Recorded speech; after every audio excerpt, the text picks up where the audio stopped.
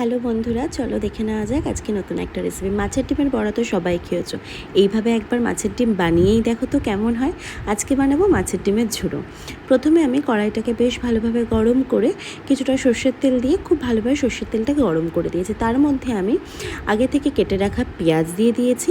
পেঁয়াজটা একটু ভাজা ভাজা করে তার মধ্যে আমি এখানে কিছুটা রসুন, গ্রেট করে রাখা রসুন, কিছুটা কাঁচা পাকা লঙ্কা ও তার সাথে আমি এখানে টমেটো ও কিছুটা ক্যাপসিকাম দিয়েছি। বেশ ভালোভাবে ভাজা হলে ভালোভাবে ধুয়ে পরিষ্কার করে রাখা মাছের ডিমগুলো আমি এটার মধ্যে অ্যাড করে দিয়েছি।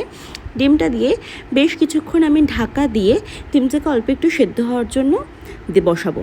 তারপর যখন ডিমটা মোটামুটি একটা দিক সেদ্ধ হয়ে যাবে তখন আমি ডিমটাকে ভালোভাবে উল্টে দিয়ে প্রত্যেক কটা সবজির সাথে খুব ভালোভাবে আমি নাড়িয়ে চাড়িয়ে মিশিয়ে নেব। সবজিগুলো দেখতেই পাচ্ছ কীভাবে হালকা হাতে নাড়িয়ে মিশিয়ে নিতে হবে। তারপর একটুখানি হলুদ গুঁড়ো, লবণ, কিছুটা লঙ্কার গুঁড়ো আমি এখানে ব্যবহার করেছি, সামান্য কিছুটা ধনের গুঁড়ো। ভালোভাবে প্রত্যেক কটা গুঁড়ো মশলা ডিমের সাথে ভালোভাবে মিশিয়ে নিয়ে আবারও ঢাকা চাপা দিয়ে কিছুক্ষণ রান্না করব। দিয়ে এইভাবে হালকা হাতে তোমাকে নাড়াচাড়া করে নিতে হবে। নাড়াচাড়া করে নিয়ে ডিমগুলো যখন মোটামুটি সেদ্ধ হয়ে যাবে তখন এইভাবে দেখবে খুন্তির সাহায্যে খুব ভালোভাবে ভেঙে যাবে। ভালোভাবে ঝুড়ো করে নিয়ে নামানোর আগে আমি কিছুটা ধনেপাতা অ্যাড করেছি, এতে খুব ভালো ফ্লেভার হয়। ব্যাস, তাহলেই রেডি হয়ে যাবে আমাদের মাছের ডিমের ঝুড়ো। গরম ভাতে শুধু এই একটা রেসিপি দিয়েই কিন্তু জমে যাবে। তোমরা সবাই বানিয়ে দেখো, আর আমার ভিডিওটা ভালো লাগলে প্লিজ সাবস্ক্রাইব করে দিও। চলো টাটা, আবার দেখা হবে অন্য কোনো রেসিপি নিয়ে।